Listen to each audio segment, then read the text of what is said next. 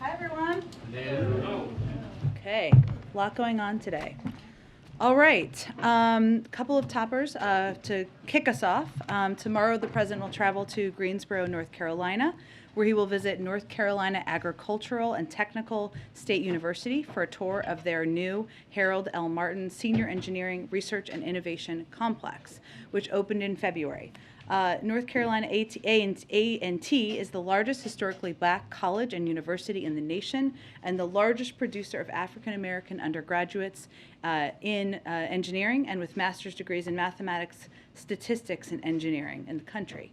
NCA&T is also the alma mater of EPA Administrator Michael Regan and two of the president's recent appointees to his board of advisors on HBCUs. Since January of 2021, President Biden and members of his cabinet have prioritized visits to HBCU campuses across the nation, and the Biden-Harris administration has invested an unprecedented $5.8 billion in these critical institutions, with more to come this year.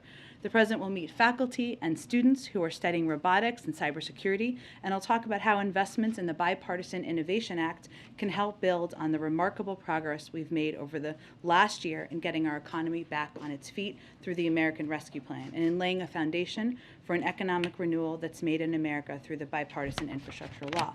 Throughout his visit, the president will highlight the domestic manufacturing strategy and regional investments in areas such as advanced manufacturing and clean technology. He will discuss how Greensboro's economy and educational institutions are reinventing themselves for legacy industries to 21st century industries, and will benefit from the package of the Bipartisan Innovation Act, which will make historic investments in R&D, innovation, and manufacturing in America.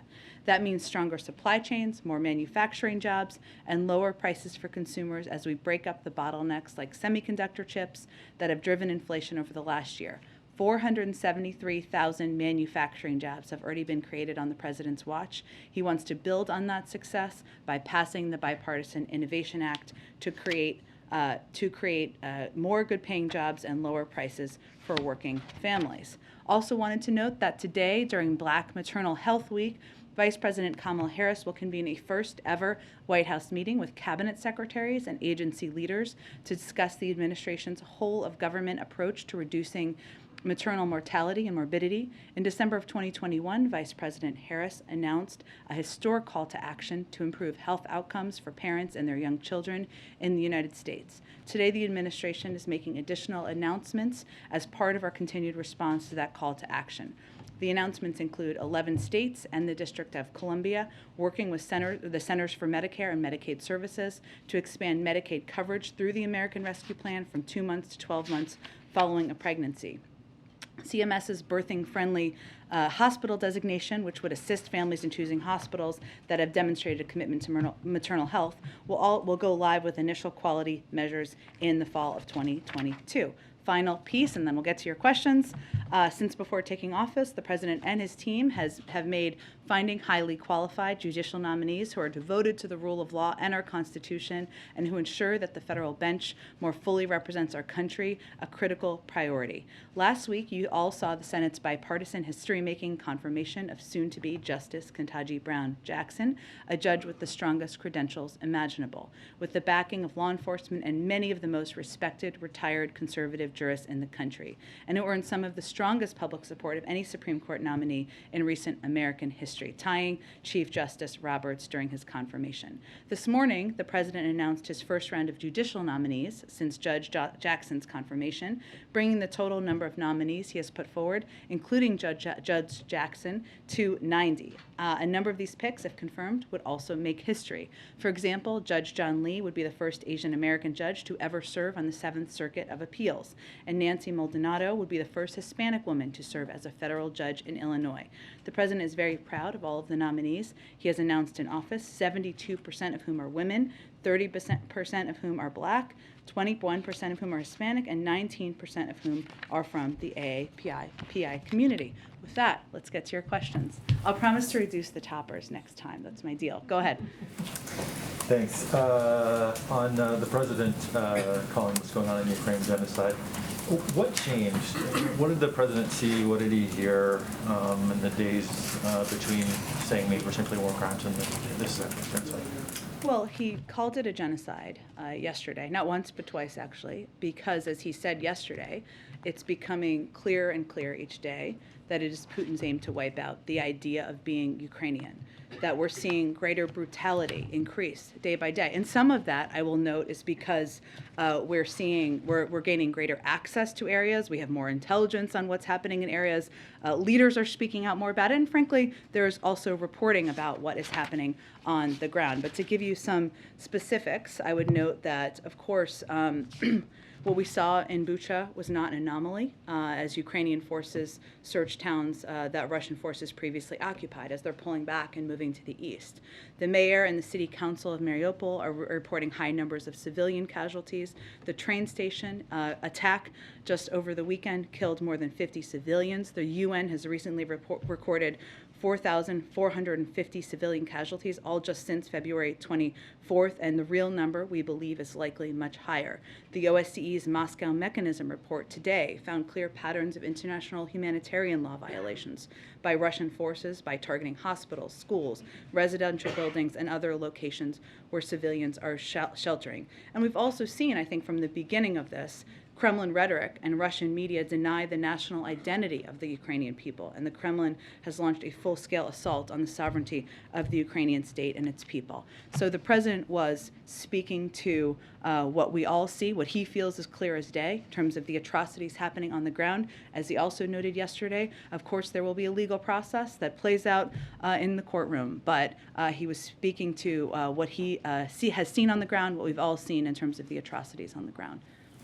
And as a follow-up, might he call on Germany to impose a natural gas ban, given what he said? Well, we've been in ongoing discussions with our European partners, including Germany, but it is a decision they will make, and the president certainly supports their right to do exactly that. Go ahead. Thanks, Jen. A question about the president's conversation today with President Zelensky.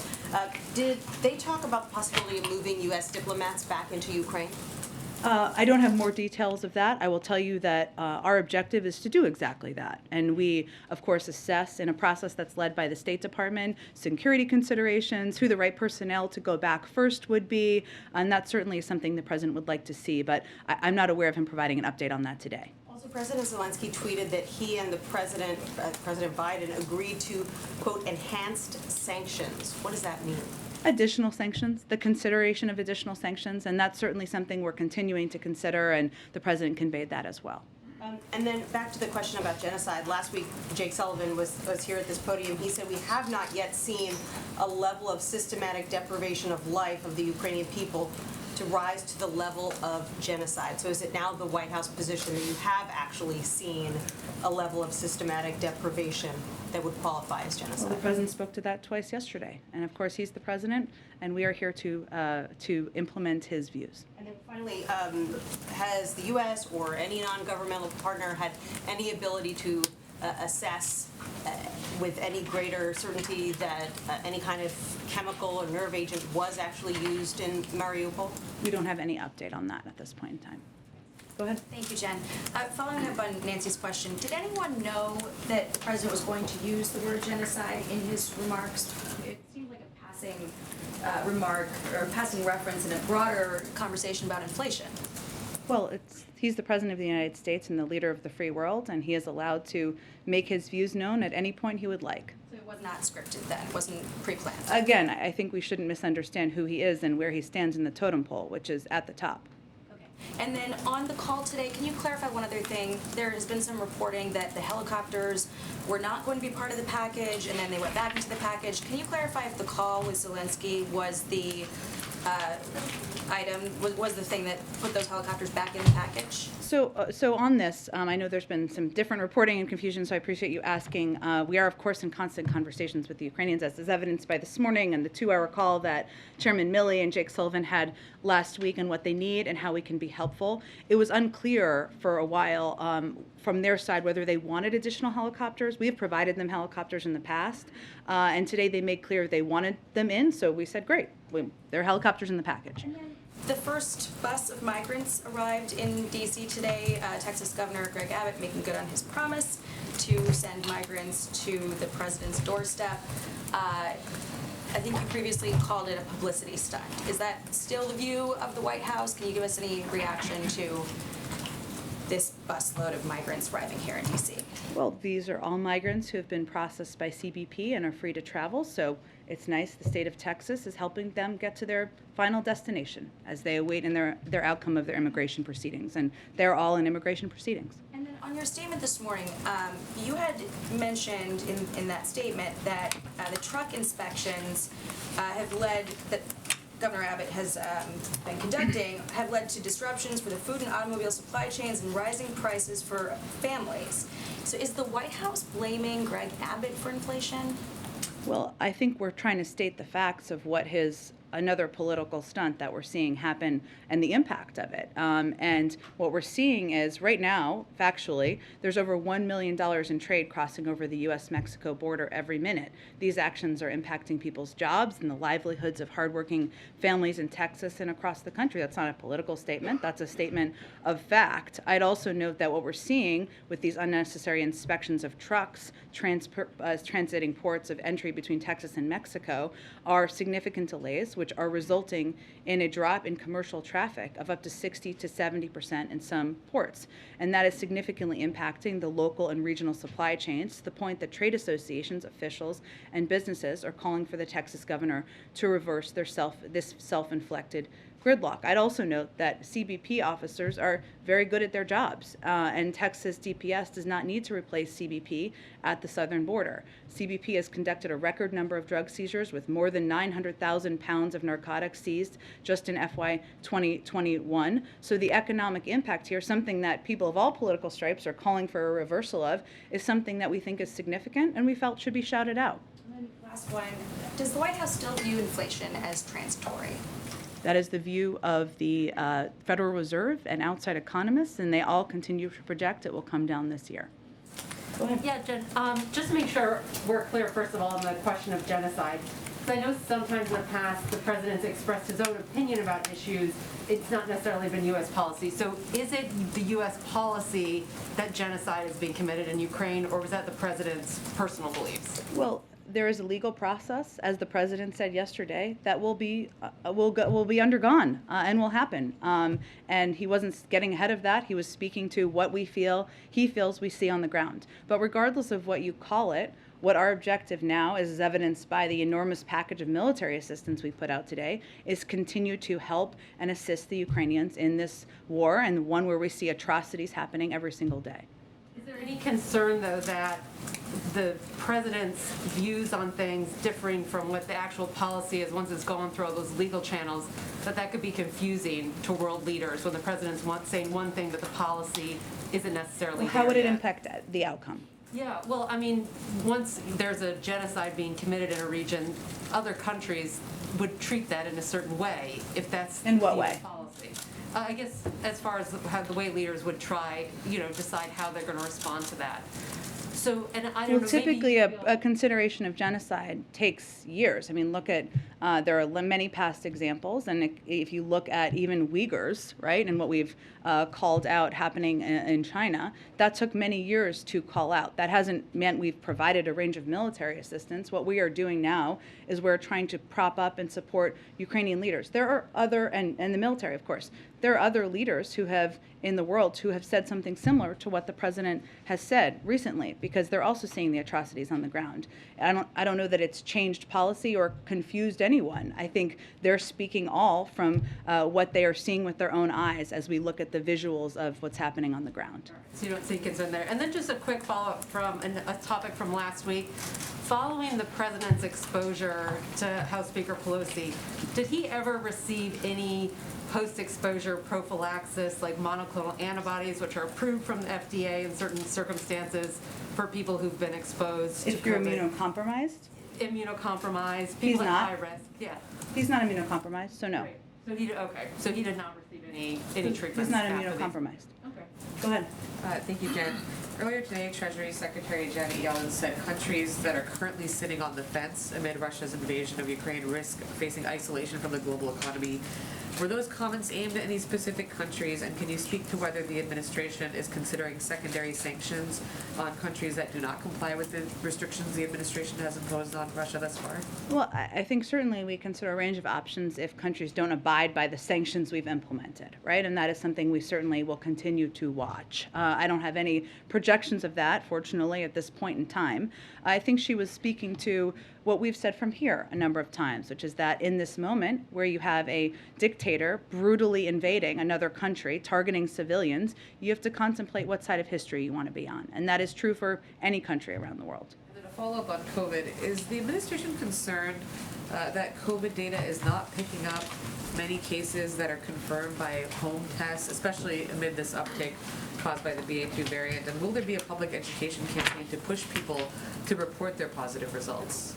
Well, we do certainly encourage people in many ways to share test results and contact their doctor because they may be eligible for Paxlovid or other therapeutics if they test positive. We also know that that a number of people who test positive are at home, just recovering at home. So we're certainly encouraging people to do that. But what I would note is that what the CDC continues to track very closely are cases that are reported where they've seen severe disease, hospitalizations and deaths. And those reports are coming directly from hospitals and states. And what we're seeing from those reports are the lowest levels of hospitalization since the start of the pandemic. So we certainly encourage people to report. Anyone who lives in this area knows, or if you have apps on your phone, you often get apps about or alerts about close contacts, or if you've been near people, or calls from your county health people if there are reports in your neighborhood.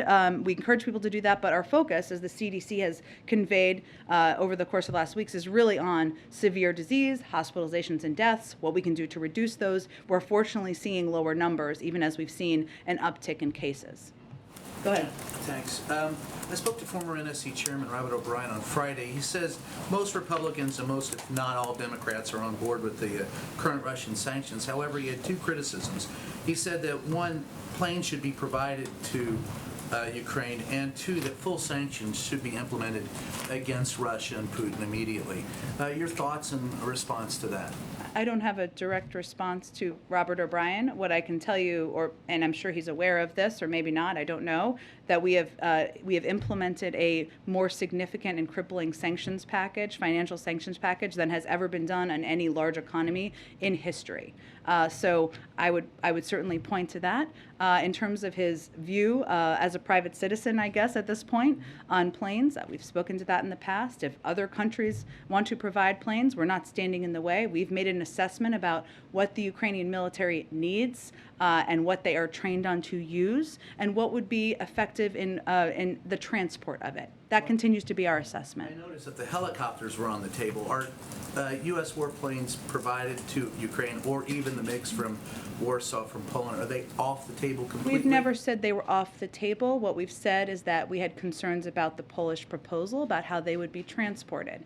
And our military made an assessment about that, a risk assessment about the benefits and the risk. That assessment hasn't changed. We've provided helicopters in the past. Is there any way around that? Is there? I don't have any more updates for you. Go ahead. One more question on Ukraine. After President Biden said he does believe that Russia is committing Yeah. genocide, the French president came out and said that he warned against an escalation of rhetoric. Do you have any response to Macron? I don't. On COVID and this extension, this 2-week extension of masking on Yeah. public transportation, can you help us understand some of the science behind this? Why 2 weeks? Sure. What difference can be made in such a short amount of time? Sure. Well, this assessment was made. I know there was a statement that was put out by the CDC, and certainly would point you to that. But as they're continuing to monitor the spread of BA.2, the BA.2 subvariant, which now makes up more than 85% of U.S. cases, what they're looking at is that since early April, there's been an increases in the 7-day moving average of the cases in the United States. So what they're trying to do is give a little bit more time to assess its potential impact, the rise of the cases have on severe disease, including hospitalizations and deaths, and the healthcare system capacity. And their assessment from a medical standpoint, a data gathering standpoint, is that 2 weeks would give them some additional time to do that. Now, at the end of that 2 weeks, they can determine what's next after that, but that is that assessment they made so that they could gather more data of the rise of the subvariant. So Should we then expect, and should the public expect sort of more of these kind of short-term extensions? It's a good question. I just don't want to make a prediction of that. I think it depends on how they evaluate and assess the data over the course of the next 2 weeks, and they're trying to provide regular, transparent updates to the public. And it does seem that the president has been tested every 2 or 3 days for the past week or so. Any update on whether he was tested today? I can check and see if there's an update and get that to all of you. He does have a regular testing cadence, of course, so that is determined by his doctor, and it's typically a couple times a week. Go ahead. Thank you. A quick follow-up on the issue of the genocide designation. I think you just said that a legal process would be undergone, but I think the State Department spokesman, Ned Price, just said that it was the U.S. government is contributing to the Ukrainian Prosecutor General's office's inquiry into whether Russia has committed genocide in Ukraine, but had not initiated its own. So I appreciate your opportunity to rephrase. It would require a legal process. As the president said yesterday, he's not trying to prejudge a legal process. He was speaking to the atrocities he saw on the ground. And why not? Why wouldn't the U.S. initiate its own, inquiry into that issue? It's a determination, again, made by the State Department and others who are lead these efforts, and certainly it's one we will continue to assess. And just a quick one on the issue with Greg Abbott. Is the White House planning to do anything to alleviate the supply chain disruptions or pressure him into rescinding the order?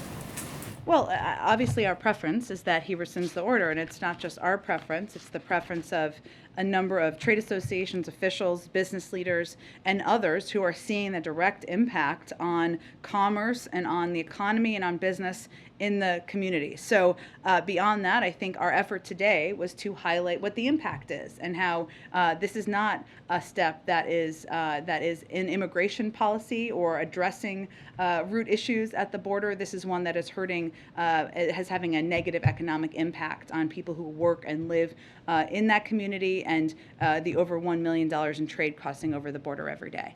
Go ahead. Jen, 3 times now the president has made comments about the war that the White House or he himself subsequently said did not reflect U.S. policy or legal determination, when he said Putin is a war criminal, when he said that Putin cannot remain in power, and of course his comment about this being genocide in Ukraine. Does this not send a signal to the world that there kind of is an asterisk next to anything that the president says? Well, when the president ran, he promised the American people he would shoot from the shoulder, is his phrase that he often uses, and tell it to them straight. And his comments yesterday, not once but twice, and on war crimes are an exact reflection of that. I don't think anybody is confused about the atrocities of what we're seeing on the ground, the horrors of what we're seeing in the ground, and different leaders around the world describe it in different ways. But what is unquestionable is what we're seeing is horrific: the targeting of civilians, of hospitals, of even kids, the president was calling it like he sees it, and that's what he does. If I could ask it this way, do you think that there is any danger to global leaders, including Vladimir Putin, to Olaf Scholz, if they can't be sure when they hear words coming out of the president's mouth, whether he is stating a personal opinion versus making a statement about U.S. policy? Do you have an example of somebody who's confused? A leader? Well, I think my colleague brought up Emmanuel Macron responding and saying, the use of the language genocide he sees as rhetorical escalation. President Putin is brutally targeting civilians and brutalizing a country right now. So this president, was speaking to what those atrocities are and what he is seeing on the ground. A number of other leaders have done exactly that. It does not change policy in the sense that we've seen these atrocities, unfortunately, for weeks now, and we're going to see more as Russia pulls back from parts of the country. So what our focus will continue to be, and the focus of leaders around the world, is to continue to escalate our military assistance, our security assistance, as we did today, in providing a range of weapons that we have not even provided to them in the past. And that, I think, is what the Ukrainians are most focused on, and I think the global community is most focused on, how we're responding and how we're helping them. Could you explain, so if the U.S. were to legally determine that what is happening in Ukraine is genocide, what would the sort of legal obligations from the United States be at that point? It doesn't change a policy. There would be an international effort to explore that, and an investigation at an international level. Those often take many years. And nothing has changed in terms of the president not wanting to send in U.S. troops to Ukraine. Correct, nothing has changed. Go ahead. Thank you so much, Jen. Two questions. One on policing. In Grand Rapids, Michigan, police just released the tape of a individual who was shot and killed by police. I understand it happened while you were on the podium, Yeah. so you have not seen it yet. But I wanted to see if you believe the president will watch that, and the NAACP is now calling on the president to sign the policing executive order. Is there any update that you can provide about that? Well, on the last piece, the president absolutely wants to do exactly that. And it has to go through, it just takes some time to go through a process, but his intention is absolutely to sign a policing executive order into law, or not into law, but sign it with his authorities. I would note that what we have tried to do from this administration, even while there was a stall in bipartisan action in the Senate, is to take actions we can with the authorities we have, like the Department of Justice banning chokeholds, or other steps they've taken with the authority they have to address it at the federal level. I've not seen the video. Thank you for prefacing that. I've not seen it yet. I don't have a prediction of if the president will watch it. I assume it is something that will be covered on television, and I can check and see if there's an update for you. And then I just had a follow-up to MJ's question. Sure. When you're talking about the president sort of, and I should preface this by saying the world and we are all still getting to know this president. He has been around for a while, but we have not seen him in the role as president for a while. And so can you tell us when should we interpret his words as his reaction versus U.S. policy? He's the President of the United States. He speaks for the United States. There's also a legal review and process that is important to take place in the case of genocide or war crimes. So we're trying to provide as much information on that as possible. Any tips that you can provide, or any sort of, any giveaways that this is the president talking about what he's seeing and his reaction as a human versus, the United States government is now going to do X, Y, and Z because I have determined. I think what's important to understand is that determination, or whatever you label it, doesn't change policy.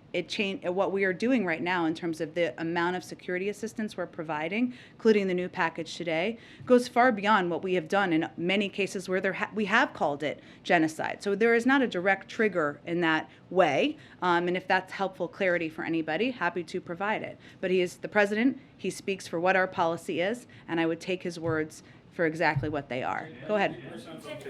Today, Ukraine's President Zelensky said after the call that they agreed to, quote, enhance sanctions. That's something that did not come up thus far from you or from the President. Can you give us any guidance on what those enhanced sanctions mean? What does that mean? Sure. So someone may have asked this earlier, which is, of course, fine. What he was referring to, and the president agreed, yes, we're continuing to consider a range of sanctions, a range of ways to hold President Putin, his circle, the economy, the financial sector accountable. There will be more to come, but that was part of their discussion today. Yes. No new specific sanctions? Not today. No, they just had the discussion. There's no new announcement today. Has there been any increased conversation at all in terms of doing anything around the carve-out, specifically on sanctions on energy? I know that there have been continued carve-outs on energy. We haven't taken anything off the table, as you know, but I don't have any update on that at this point in time. Go ahead. Thanks, Jen. Just one on Texas. Right before you came out, Governor Abbott announced that they're halting some inspections on that side of the border, and instead there'll be some inspections conducted in Nuevo Laredo, the Mexican state that borders Texas. I don't know if you had seen that or want to have a chance to respond to it. Not yet, and I don't have an assessment on the impact, but I think the overarching view from not just us, but again, trade associations, officials, and businesses is that these are unnecessary inspections and that they are impacting the economy. I don't know I can't gauge from here what the economic impact will be, but I'm happy to take a look at that or have our economic team take a look at that. Yeah. Sure. Go ahead, Patsy. Thank you, Jen. So I'm going to try again on the G20. President Biden has indicated that he wants Russia to not participate in the G20. We know that. We also know that he said that the forum cannot be business as usual. However, I'm hearing from G20 diplomatic sources that they feel that it's unfair to have the issue of Ukraine really overtake the forum, which has an economic mandate, and it does have economic goals, including pandemic recovery, sustainable economic development, and so on. So my question is the U.S. still willing to work with G20 partners to ensure that these goals are met and that the summit is salvaged? Well, the summit is in 7 months. Am I correct? Yes. Okay, so that's a lifetime. It's takes a lot of months for. That is a those- lifetime in diplomacy, though, I will say. And it is not uncommon for events that are impacting the global community, as Ukraine is, and the Russian invasion of Ukraine, to play a central role at international forum. And their economic recovery and rebuilding and reconstruction is going to be something that the global community is going to be involved in and address. But the agenda has not been set.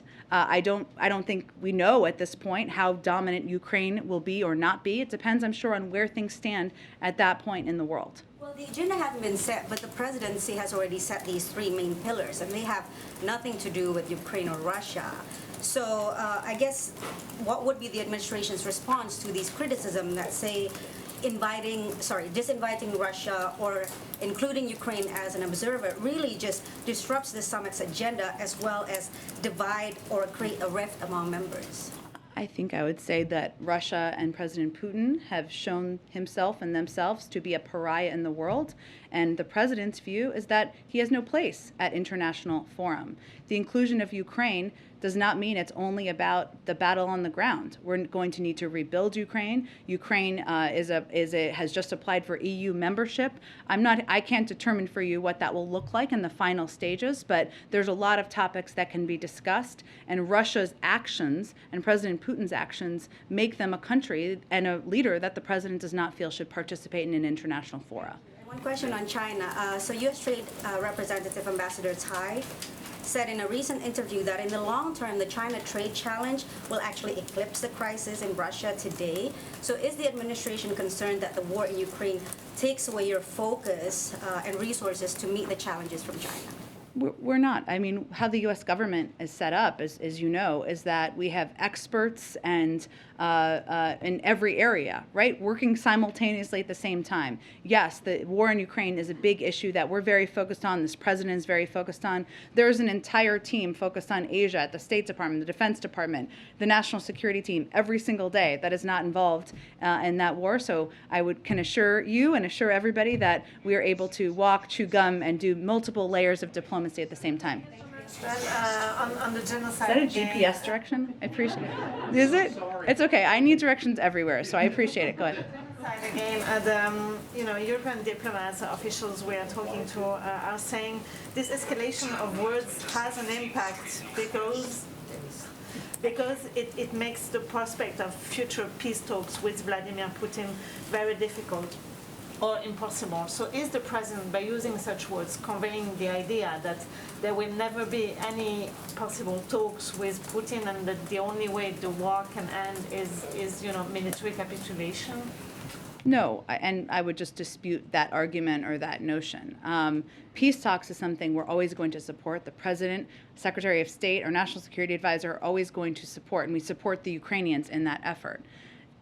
I think it's unlikely that that President Putin is going to decide not to participate in peace talks because of some words that came out of the mouth of the President of the United States. He's going to decide to participate in them if it's in his interests.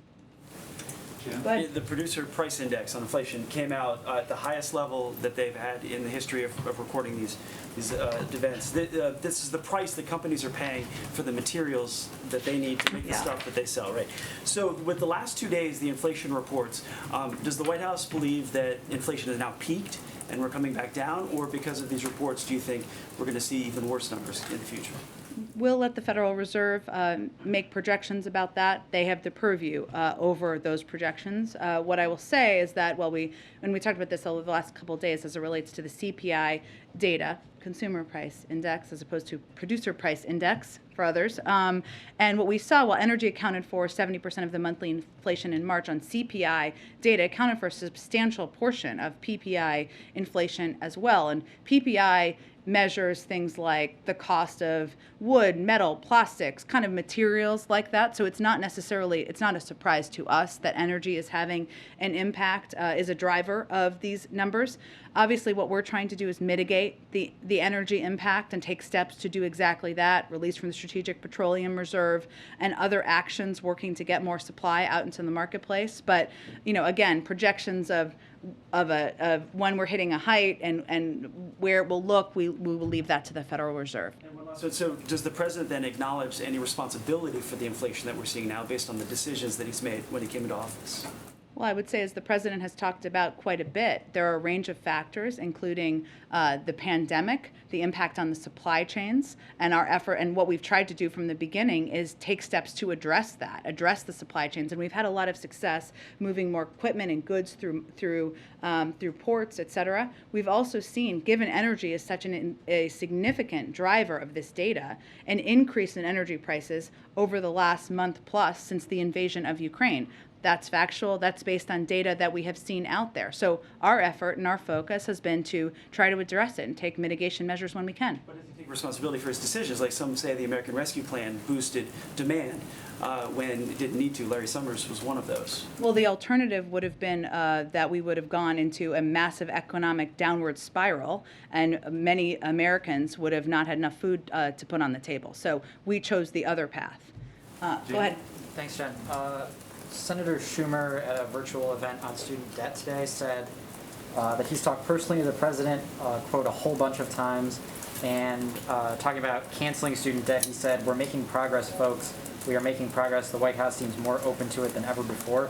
Has the president had conversations with Senator Schumer, and is he, moving on this issue where he's more open to the idea of The president's always been happy to sign a bill into law passed by Congress that would cancel $10,000 in student debt. There hasn't been any decision made about other executive actions. Has he shifted at all his thinking? Is he, open to He's always been happy to sign a law into a bill into law that canceled student debt. That hasn't changed. Go ahead. Thank you, Jen. The whole world against the Russian aggression in Ukraine, other than the few countries. A few countries like Bangladesh. Bangladesh Prime Minister recently told at the parliament, though this parliament is not mandated by the people, she told that Russia stood by us and our bad time, and we are surely beside the country, beside the Russia, and she blamed USA not to help during the Liberation War in 1971. So what is your comment about this authoritarian Prime Minister's remarks at the Parliament? I don't have any specific response to the Prime Minister. I would just say that what we're doing is encouraging every country to think hard about what side they're going to be on history. Thanks, Jen. There was a new poll out today that showed the president's approval rating is still in the low 40s and that voters are still concerned about the economy. Is the White House seeing this as a sign that their message on the increased job numbers and all the infrastructure funding isn't getting through? I mean, the president has said he wants to see his accomplishments being sold. Is he satisfied that's being done, or is there talk of a pivot in messaging?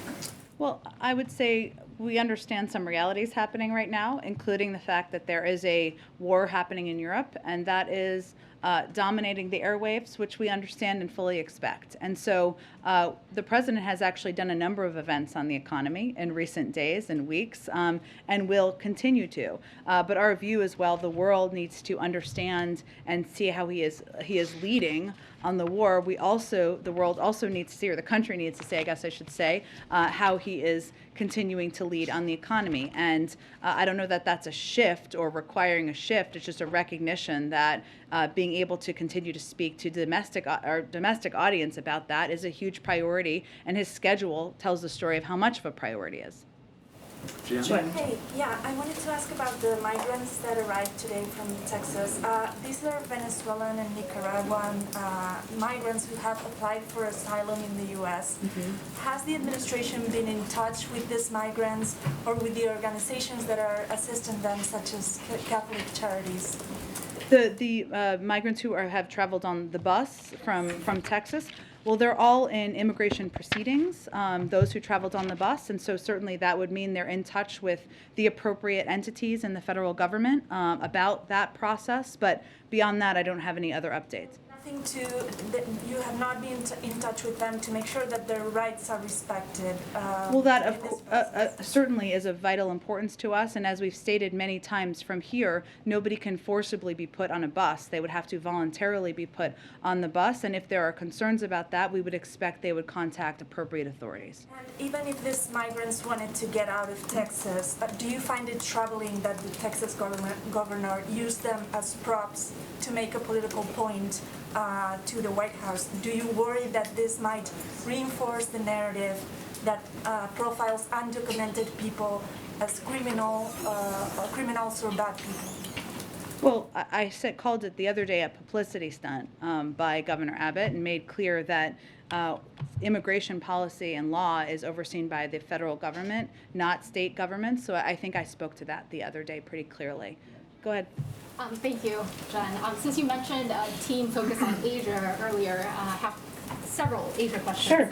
There have been reports out of Japan that U.S., UK, and Australia have informally asked Japan to become part of AUKUS in the areas of emerging and disruptive technologies.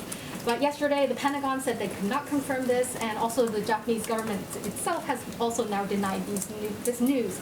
But can you just put this potential JAUKUS or AUKUS plus J? JAUKUS, that's quite a name. I'm not sure about that. Yes, so I can. The reporting is inaccurate, or the original reporting, I should say, is inaccurate. As you noted, the Chief Cabinet Secretary of Japan has himself said it's not true, and our focus has been on finalizing a trilateral program of work on a range of advanced military capabilities that align our priorities, amplify our collective strengths, and accelerate the development and acquisition of leading-edge defense capabilities. But it is not a JAUKUS plan. And another Japan question, if I may. Yep. Yesterday, some Japanese media outlets reported that arrangements were underway for a Quad Summit on May 24th, just as President Biden had alluded on Monday, and that there were plans being made for a bilateral with Prime Minister Kishida the day before on May 23rd. Is there any part of President Biden's travel schedule that you can confirm yet, including a potential trip to South Korea before or after the Japan trip? Not quite yet. I will tell you that, of course, the president talked about how he looks forward to traveling to Tokyo in the spring, including for the Quad meeting, and hopefully we'll have more to detail for all of you soon. Go ahead. Thanks a lot, Jen. I just wanted to ask a few Ukraine questions, if I may. A clarification first. Your list of weaponry that you put up on the screen at the beginning of the briefing, you had 11 Mi-17 helicopters.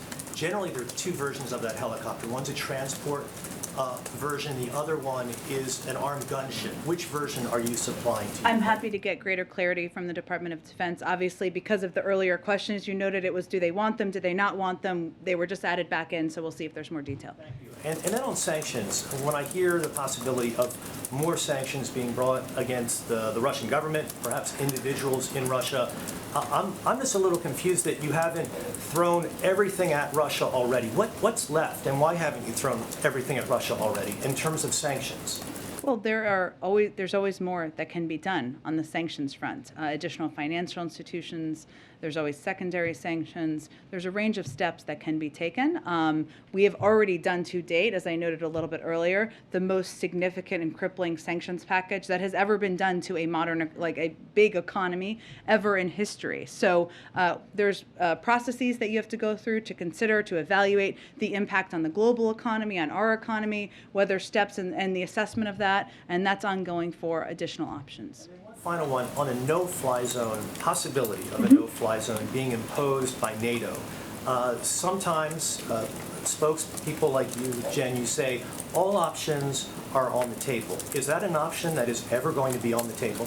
We have never conveyed from our end that it should be on the table. Thank you. Jen? Oh, go ahead. Jen? Go ahead. Thank you, Jen. I would like to ask you about first of all, I know we've had a report that you may be leaving soon. How will you like to be remembered as White House press secretary?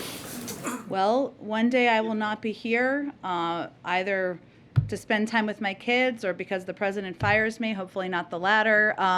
At that point, I'm sure I can reflect on that. The WHO DG said today at the press briefing that the way the world is treating the crisis in Ukraine and the crisis in Yemen, in Ethiopia and elsewhere seems to be different. Is it wrong? I don't know more context of... In terms of refugees, the way, like, I've asked you many times, why don't you grant TPS to refugees from... Sure. Okay, that's helpful clarity on your Ethiopia? question.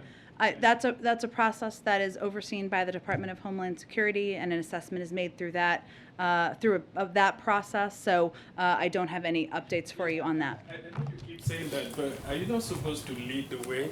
Like, These are people who are suffering. Ethiopia is unstable. Tens of thousands of people have been died. And we Millions of people and we have been spoken to that a number of times from here, from the State Department, from the Defense Department. All I'm conveying to you is that there are processes that happen through the interagency, and I don't have an update on the status of TPS designation. Thanks everyone so much. Final question, Jen? All right.